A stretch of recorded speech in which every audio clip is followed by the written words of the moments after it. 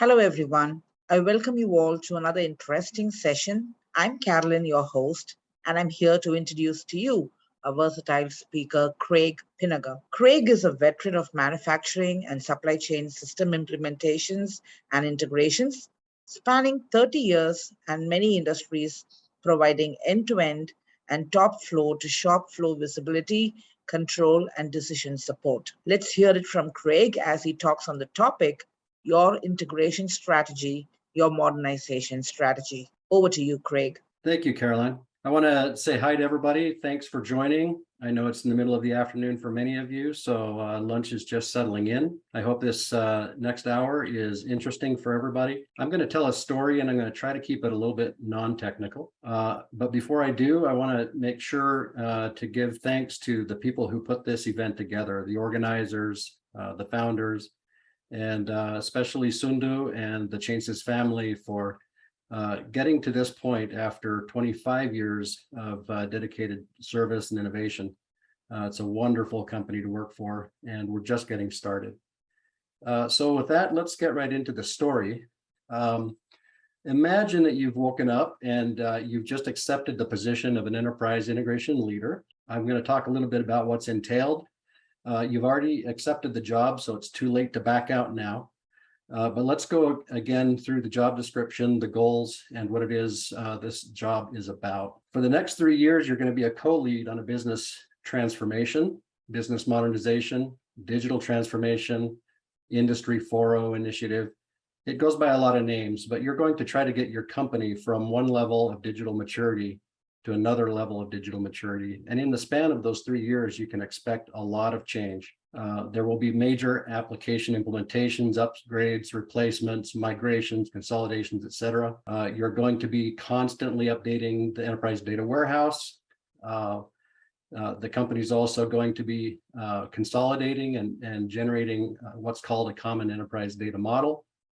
The company is going to be expecting mergers, acquisitions, and divestitures. And along the way, you're going to be taking advantage of emerging and maturing technologies like artificial intelligence, machine learning, to get to a point where the company can benefit from predictive analytics. So that's the charter.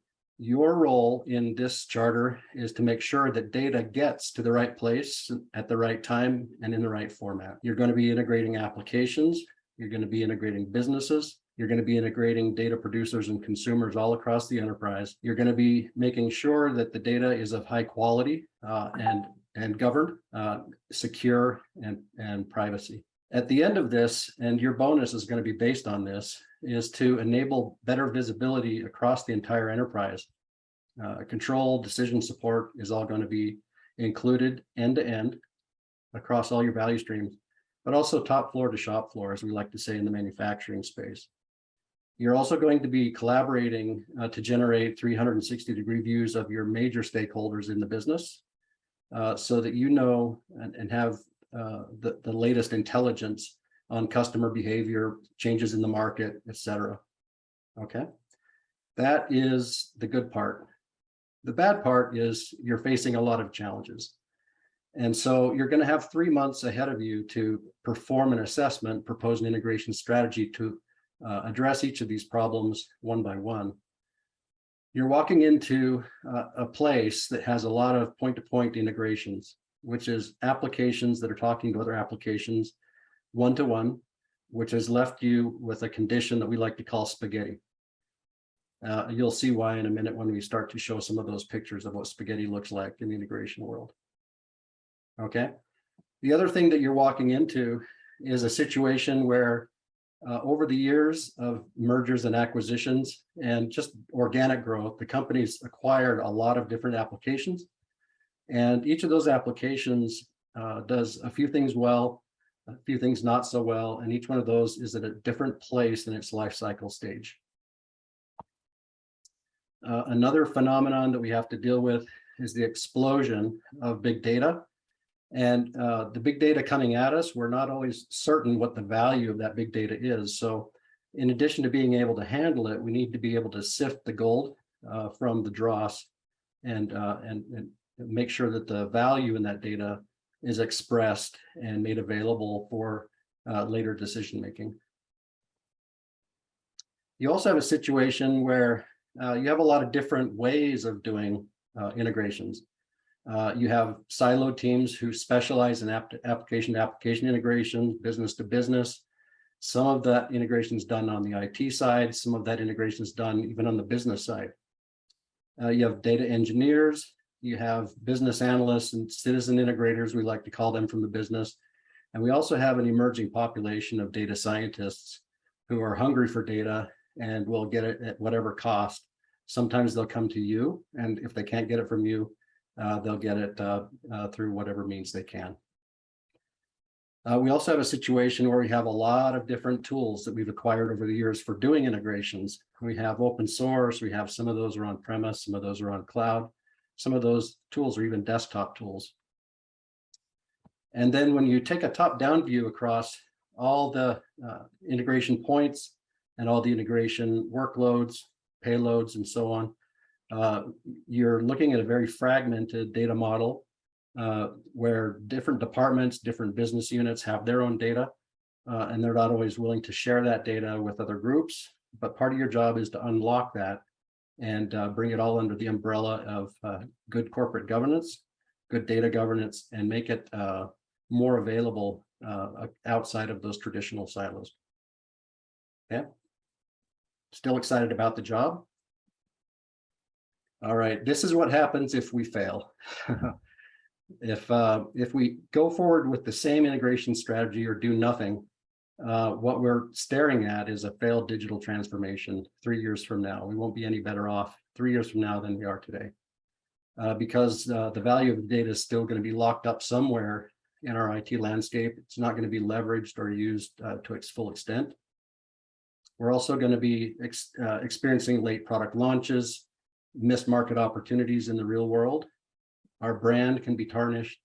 Our margin isn't what it should be, and our market share is also not what it should be. Okay. It's also more expensive to run a business that's not digitized compared to businesses that are. So day-to-day operations is more expensive if we do nothing. And also the business transformation cost itself, if we're reactive, will cost more than if we're in tune and taking a leadership stance to help the digital transformation along. I'm going to show a couple of charts here just to show you the potential benefits in business productivity, agility, and customization that leaders in digital transformation have already experienced since 2017. Okay, so if you look at the productivity metrics, you can see a range of 10% to 200% in the category of factory output. Productivity increases range from 5% improvement to 160%. OEE increases up to 50%, and all the way down the line. And this data set has come from a McKinsey data set of digital leaders that they call the lighthouse companies, okay? And they're using them as a benchmark for the rest of us. Let me show you another graph that compares between 2017 and 2030, the end of this decade, the difference in performance that McKinsey expects to see between the early adopters of digital transformation and the late adopters. If you had started as a company in 2017 and you really went hard after integrating your applications, making data available for AI and ML and so on, by the end of the decade, you would expect to be 122% better in your performance than if you had done nothing. Okay. If you're just getting started now, you're going to be making some investment, and so you're going to see a dip in cash flow, and you're not going to go from red to black until late in the decade, but you can still expect to be coming out ahead of where you would be if you didn't make the investment. Okay. And if you do nothing at all, you can expect to see a 23% decline in your performance by not taking advantage of the digital technologies that are enabled through a good integration program. Okay, so hopefully we've made the case for why and why now. And the question now becomes, where do we start? Remember, we have 3 months to figure this all out and make our recommendation and have a solid strategy put forth so that we can ask for that investment. And so my advice is always to start with, where does the money come from? Who pays the bills, right? And we should be very clear as an organization, as an IT department, and also as an integration team, who pays those bills and how. Okay, so starting with the customer journey is a really good place to start. Up at the top of this chart, you see the customer stages underpinned by the customer journey steps that customers move through. And then below those steps, you begin to see some digital components or user experiences pop up where the customers or prospects are interacting with our e-commerce websites, they're interacting with social media, they're interacting with our brand, they make buying decisions, they go into our web store, or they go through Amazon, whatever channel that we're selling through, and they make that purchase decision. Then they become users. Okay. There's also a life cycle after they become users. We have to have a really good view and user experience all the way through to customer service if we're going to build loyalty. Churn is a really big problem in this space that companies have to work hard to avoid. And if we're not strategic about the way that we pull data together, we won't even know which customers we're losing. We won't even know how much it costs to acquire a customer and what it's worth to invest to keep them as customers. Okay. And I offer that as a starting point. Before we do anything or build anything or make any decisions on a platform, we should really understand the customer journey. This next chart here is trying to show that there's more than one way that customers can interact with our products and services.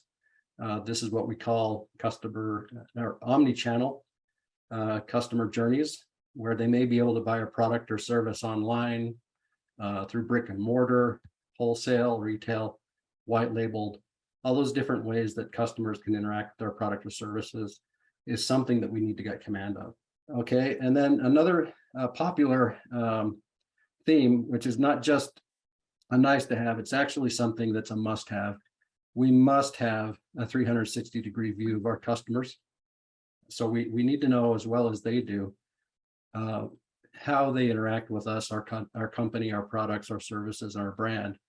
And we should have full visibility of that in the form of dashboards that help us ask questions, react to changes in sentiment, and take proactive action to make sure that these customers stay our customers, because it's always cheaper to keep a customer than to acquire a new one. Okay, now what's next? Another thing that we should really understand before we go shopping for any kind of an integration tool set is our value chains. And what is a value chain? Well, it's different for every industry. So I'll throw up a few examples here of a value chain. But the point I want to make as we look at each one of these examples is we're after an end-to-end view. If in this supply chain, value chain, our company is the manufacturer in the middle, we've got customers, and those customers have customers. We have suppliers, and those suppliers also have suppliers. And the better visibility we have upstream and downstream, the better decisions we're going to be able to make, and the better we're going to be able to position ourselves in our markets, and also respond to threats and opportunities. Okay. Also, another thing to keep in mind as you're looking at value chains is that typically they're laid out left to right or upstream to downstream, where goods and services flow from left to right, and cash flows the opposite direction, right to left, or back upstream. And every time there's a transaction, there's a good or a service that moves left to right, and some financial result or transaction that goes from right to left. Okay, just keep that in mind, because integrators have to know that stuff.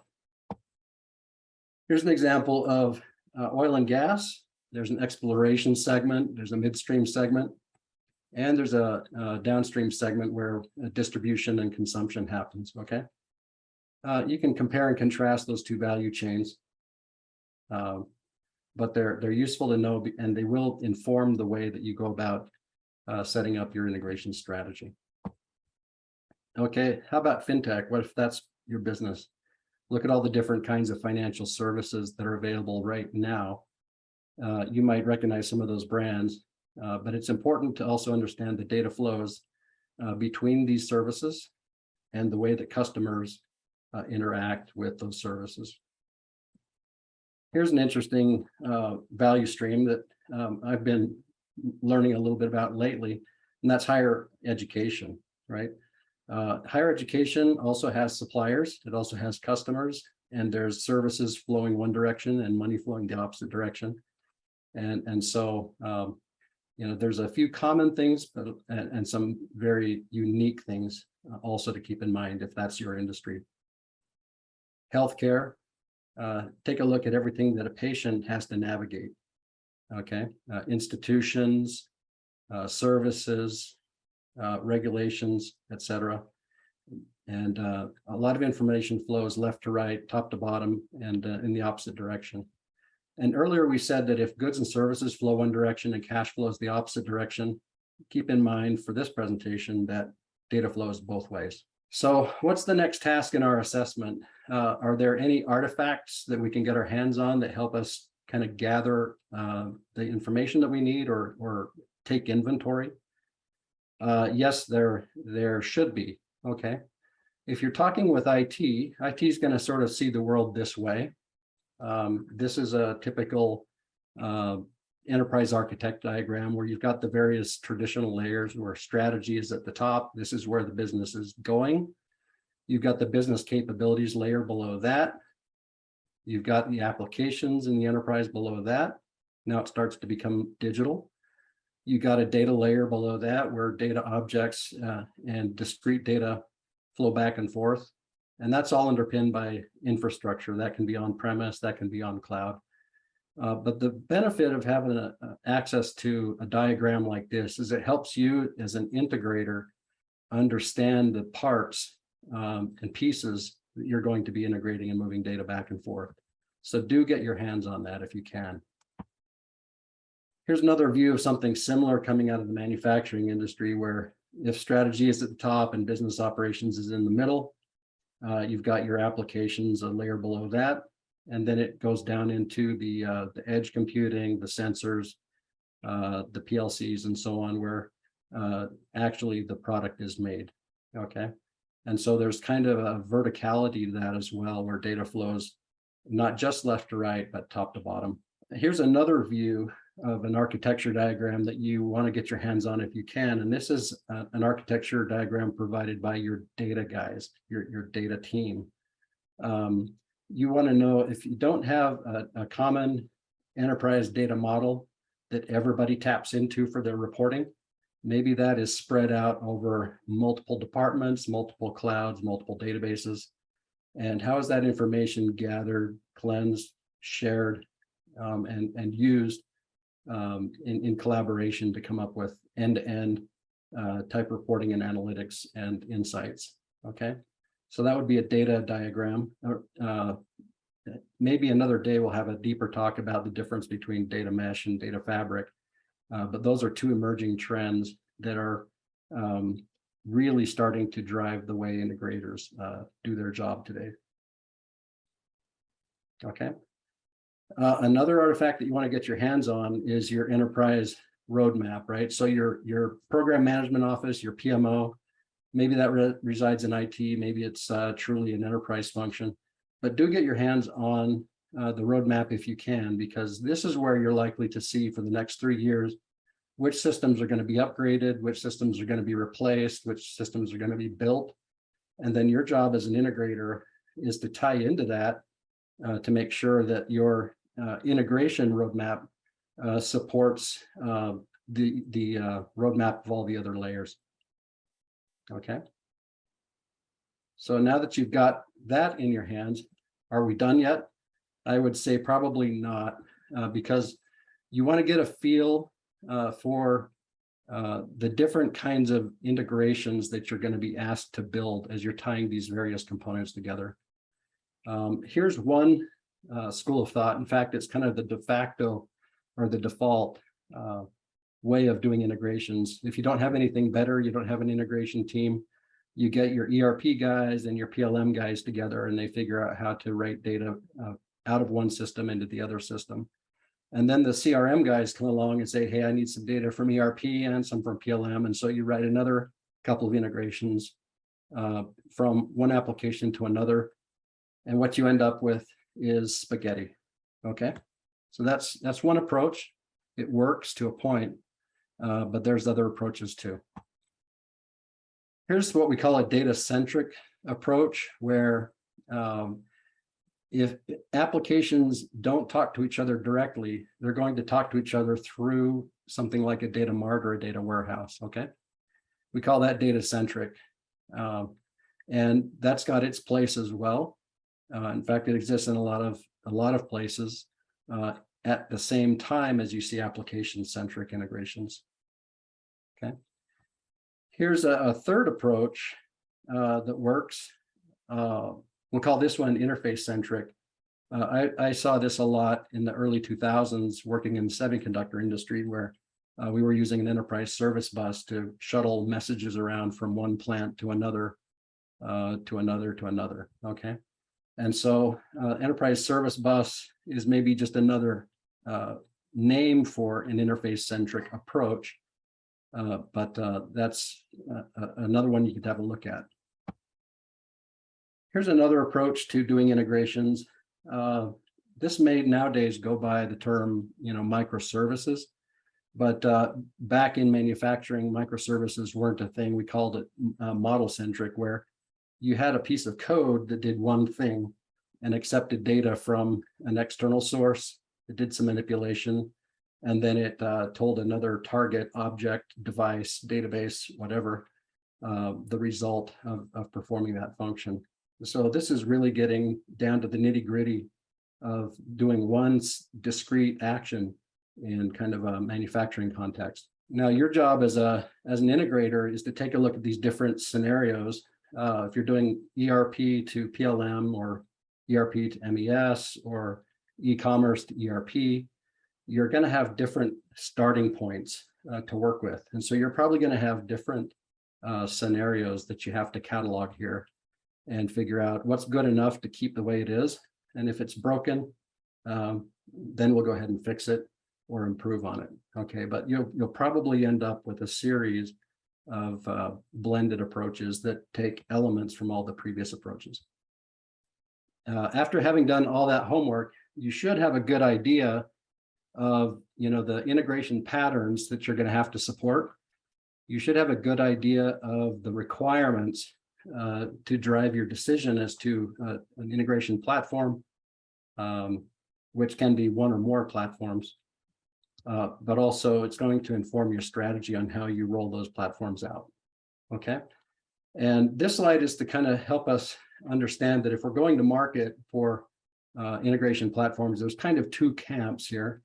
On the left, we have what used to be called middleware. Nowadays, it kind of goes by the name of iPaaS, or Integration Platform as a Service. And what makes it an integration platform as a service is that it's very heavy cloud supported. It runs on any infrastructure. It can run on-prem, in cloud, multi-cloud.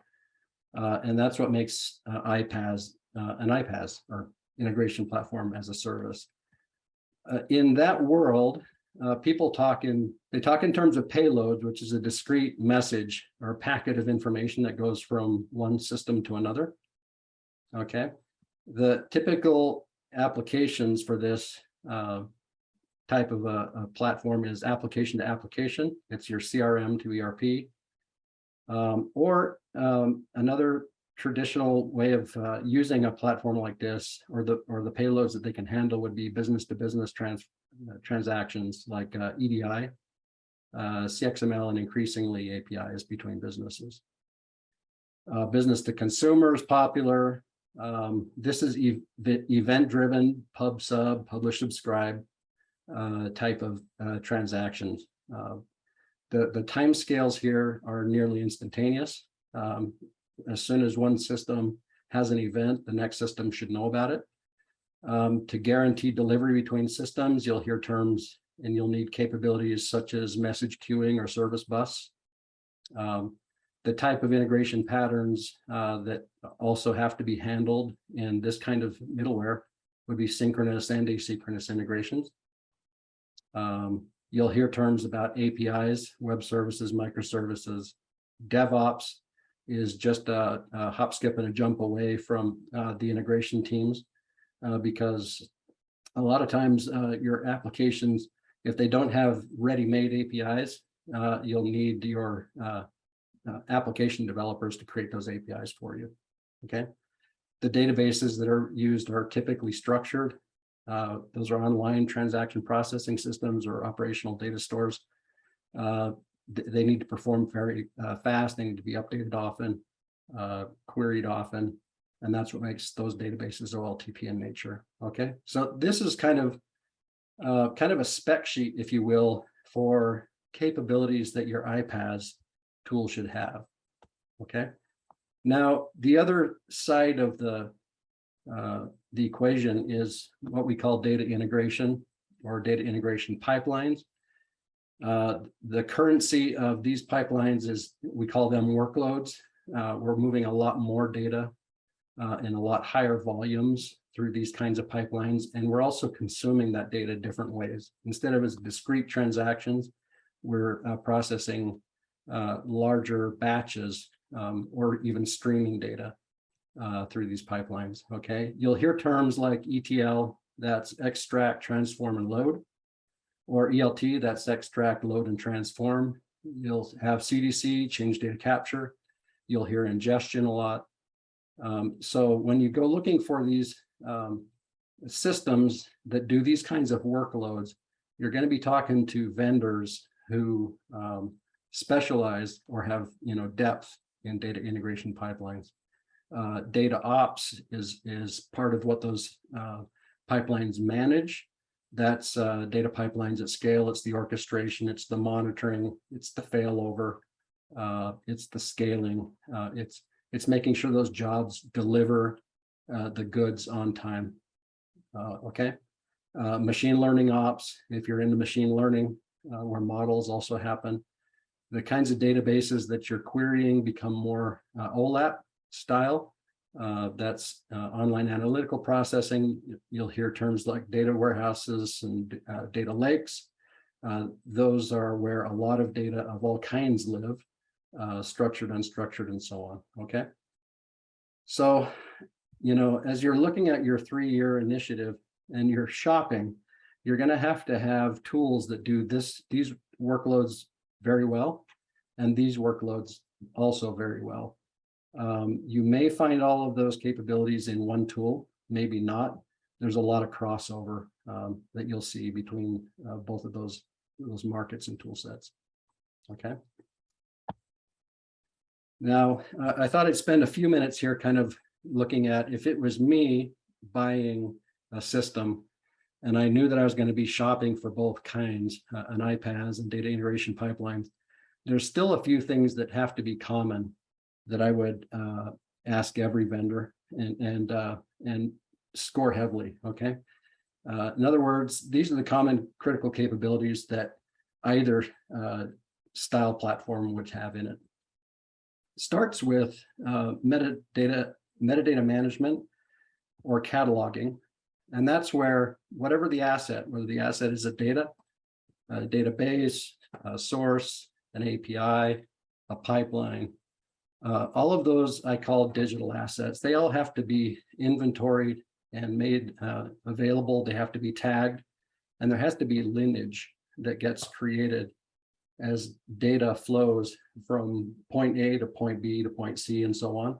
That lineage has to be kept, and you also need to be able to describe for any developer or any consumer of that data what the data is, where it came from, and what happened to it upstream from there. Okay, that's what I mean by cataloging or metadata management. And both kinds of platforms should have that capability in spades. Okay, another thing that you should ask about when you're talking about a platform of either kind is what kind of accelerators do you get out of the box? Those accelerators can come in the form of extractors, loaders, mapping, business logic, machine learning, or AI. Okay. Vendors who've been around the block multiple times are going to have extractors and loaders or accelerators of one kind or another, even to the point of maybe having whole industry specific templates that they can provide to you to make setting up the system, extracting it, loading it, and delivering value faster than if you had started from scratch. Okay, here's another dimension that I would score a vendor on heavily, and that is what I call ease of use and ease of access. I've been in some discussions with some vendors recently who have quoted time to value in less than 30 days, okay? And others that say, you know, these projects typically take a 12-week period to demonstrate value. The question you should be asking is, when does the clock start ticking? Because in the integration world, you can't start delivering value until first you've made the connections in the first place. And so if your connections are spread out all over the world, they might be on premise, they might be in multiple clouds, they might be in some file system. The clock really starts ticking when you get access to all those data assets. And so part of the equation is, how easy does the tool make it to get access to those, connect to them, and start ingesting data so that it can start to work with it. Another accelerator here is machine learning and AI itself. I think in other sessions today, you've heard how machine learning and AI have solved business problems, but increasingly we're also seeing that machine learning and AI are making their way into these integration tools and making the build of pipelines and the build of integrations done easier and faster through pattern recognition. So what was drag and drop for a long time now becomes a fully automated process, because the machine learning and the AI and some of the integration tools is smart enough to know if you've got an ERP on one side and a CRM on the other side, it will suggest the kinds of integrations that it should build in the middle, and the transformations as well. So increasingly, we're seeing machine learning and AI, not just business facing, but also facing the data engineers and the integration engineers. Okay, we also have another important component that any integration pipeline should have, or any iPaaS should have, and that's the ability through the metadata and the discovery and the tagging and the lineage you did earlier. It should give you really good and fast impact analysis, so that if you're going to make a change to any pipeline or to any integration or to any API, or upgrade some system in your ecosystem, the impact analysis should be at your fingertips. You should be able to know what has to be touched upstream and downstream from any change that you're going to do. So change management, I think, is no longer negotiable. It's a must-have in every decision. And then finally, I would give a lot of points to the ability of your platforms, whether you have a federated sort of a data model or an integration model, you still need, at the end of the day, global visibility and global administration, monitoring and security enforced from the top down.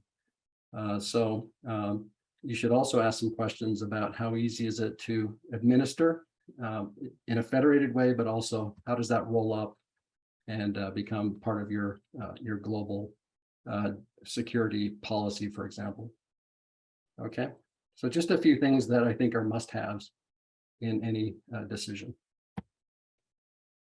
All right, now the fun part of this, I said that I would talk about strategy, or was it strategery? I don't know, but it's a lot of fun to say, and it means something different to just about everybody. But in the world of integration, I think strategy should be boiled down to a very specific set of guidelines and steps meant to deal with problems and constraints that you face in achieving your overall objective. So let me give you an example of somebody who put out a good strategy. When was this? 1998. And I think that's the same year, if I'm not mistaken, that ChainSys was incorporated. So this is how Bezos put forth his strategy in 1998. And I guess if he did anything well, he came up with a scalable strategy. And if you read through those points, all teams will expose their data. They will communicate through interfaces. No other form of inter-process communication is allowed. Interfaces, without exception, must be externalizable outside of the group. And fifth, how would he enforce this? And this was back when they were just a bookseller. Anybody who doesn't do this will be fired. Okay, and so that mantra or that mandate has carried on through all these years. And we can see that it's a strategy that has worked for them. So I've come up with some other points here that I would put into my own strategy, just to give us a North Star. If we ever get lost in the detail, we can always come back to the fact that some things are important and some things are not. Okay, if you do get lost and you can't find your way, always go back to your customer journeys and your value streams, because that's the place where good integration, frictionless integration matters most, right? Everything else is probably secondary compared to those two things. Another benefit of prioritizing that way is that when you're selling your strategy to upper management can always relate to value streams, which is operational efficiency, and customer journeys, which is marketing and sales, right? So it's easier to make your case for an improvement or a change or an investment if it's tied to those things. All right, another thing that I would put into my strategy is, as you're going through your inventory of all the integrations you have or don't have, or that need to be upgraded or changed, is think in terms of composable units. Your APIs and your pipelines should be really do one job extremely well. And then you can have other APIs and other pipelines that orchestrate the single duty APIs and pipelines. And what you end up with is then a really composable set of APIs and pipelines that can be leveraged and reused by citizen integrators and any other integrators. That's the way I would start out, is think composable, heavily value reusability and swappability, okay, in your designs.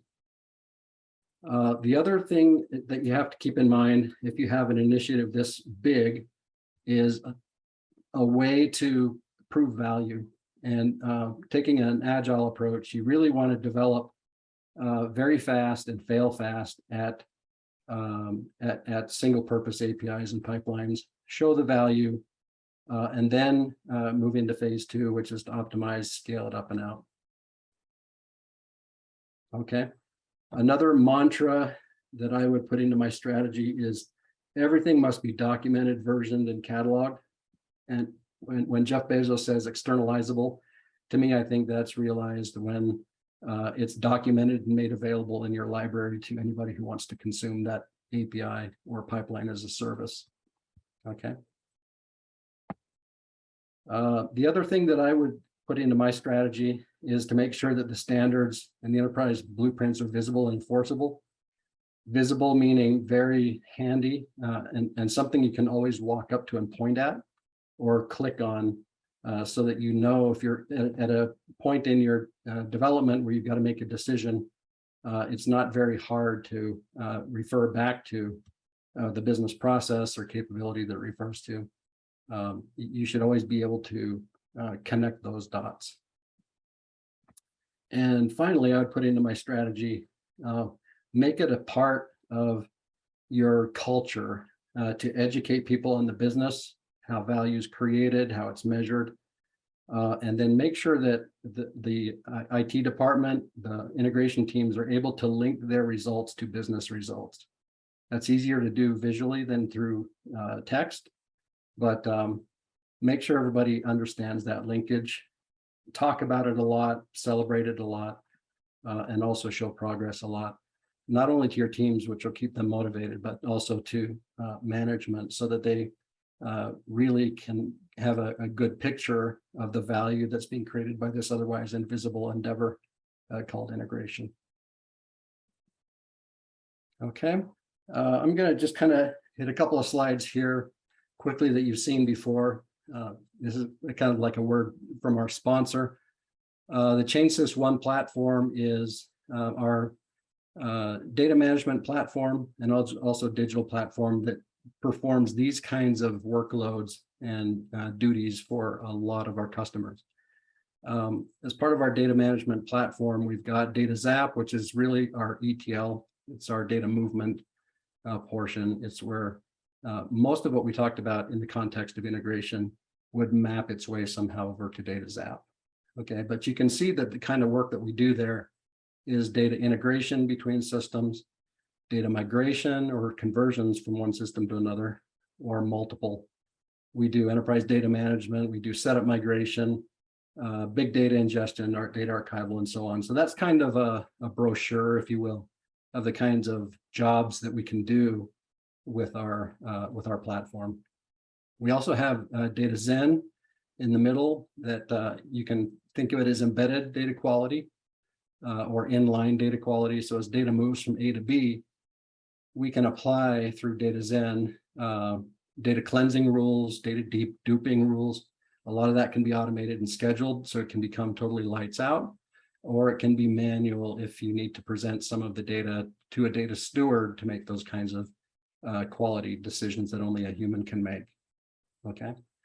It's also where our customer 360 supplier and product 360 would live, is in our Data Zen product.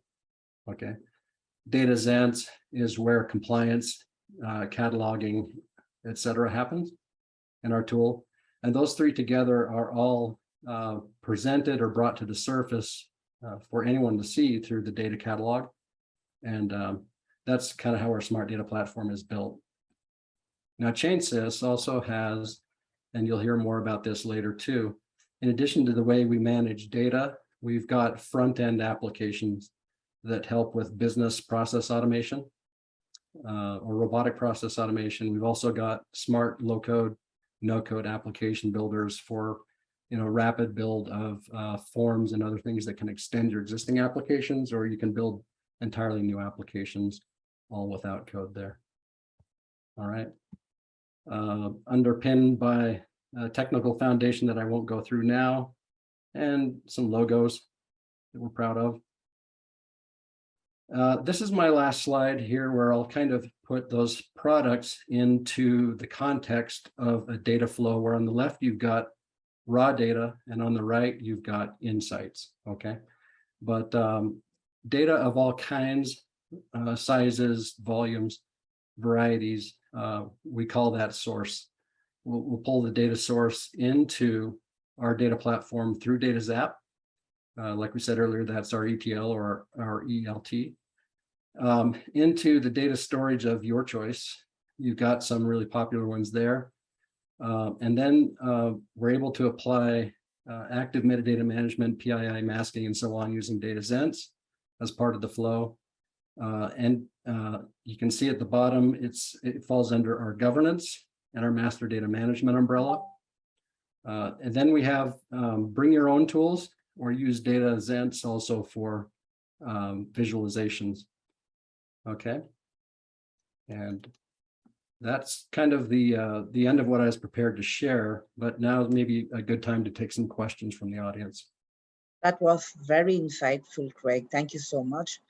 Yes, we will move on to the Q&A session. For those of you who would like to ask questions, there is a Q&A box right at the bottom. You can quickly type in your questions over there. All right, so we have a question here. Are iPaaS and data integration pipelines seeing growth? Yeah, I'll give you my opinion. I think it is in a big way. And the evidence for that is the number of endpoints or data sources and targets continues to explode, as well as the data volumes and the data varieties. That changes all the time. So it's changing in kind of an exponential way. And so the integration tools that we're talking about will always have a place. And if your kid is going to college to learn how to do this kind of work, there will always be work for integrators in this space. Great. How do you get clients to realize data quality is important? This seems to be underestimated. Okay, this is how I would do it in previous lives. It's easy to go to the CFO and ask him, how long does it take to close the books each month? And then ask him, how long should it take, right? And if it's taking them 6 or 7 days to close the books, it should be closed in 3 or 4. Ask him why it's taking so long. That CFO will tell you that the data coming at them is bad data, right? Or duplicated data, or missing some attributions. It's in the wrong account, wrong customer account, wrong product account, wrong financial account, okay? So that's one way, is to ask the CFO, what is the root cause of month-end close taking as long as it is? Another indicator is how many source systems could something like a customer live in? How many CRMs are out there? How many systems besides CRM, like ERPs, share customer data? And do those systems perfectly align and at the right grain, where at the account level, it's the same information, at the contact level, it's the right information. You can also ask some questions about how many shipping errors that customers are experiencing, and if there's any penalties associated with shipping something to the wrong address or to an invalid zip code. If you're looking for fire, start with where the smoke is. There will be some problems that you can trace back upstream to bad data at some point. All right.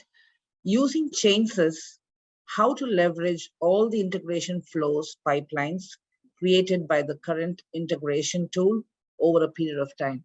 Okay, are you talking about a migration? So if you're coming from some other tool to change this, I'm going to assume that that's the question. So maybe you're starting with some integrations, maybe you're starting with some code that was written by some business analyst, and how are you going to map that over to change this?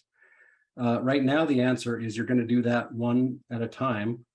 But the benefit of doing it in the change sys tool, as opposed to going from one system that uses code to another system that uses code, is that you're going to go from a code to a no-code platform, right? So the change sys tool is going to be using configuration rather than writing code to build those extractors, as well as the transformations, the loaders, the reconciliation. All of the setups that you do in the change sys platform are going to be done through drag and drop and through a menu driven system rather than by writing code. That's great. What role do artificial intelligence and machine learning play in iPaaS and data integration pipelines? Okay, I think I mentioned this earlier, but I'll elaborate it a little bit. And maybe I can even steal some statistics from some reading I did. This is by Gartner, okay? They say through 2024, manual data integration tasks will be reduced by up to 50% through the adoption of data fabric design patterns that support augmented data integration. Okay. And what they're saying there is that by localizing the data, distributing the data, federating the data, it gets 50%. The manual tasks are going to be reduced by 50% by going to that kind of data model. Another statistic by Gartner is that AI-enabled augmentation for data management and integration will reduce the need for IT specialists by up to 30%. So while the overall growth of this kind of integration workload is increasing exponentially, the manual portion is going to be reduced by up to 30%. And they say that's by the end of 2024. That's going to be because, again, the integration platforms are smart enough to make the right decisions that a data engineer would make when it comes to building a new pipeline, for example. And I guess that's the only other stat I have, is that AI and machine learning is not just for the business, it's also for the IT department and for the integration teams. Thank you, Craig. Any more questions? We still have about 9 minutes, probably 8.5. Okay, if we don't have any more questions, then we can probably end the session. Thank you so much, Craig, for this wonderful presentation. It was very interesting. And I thank you, everybody, for joining. And you have a great evening. Thank you all once again. Thanks, everybody. Cheers.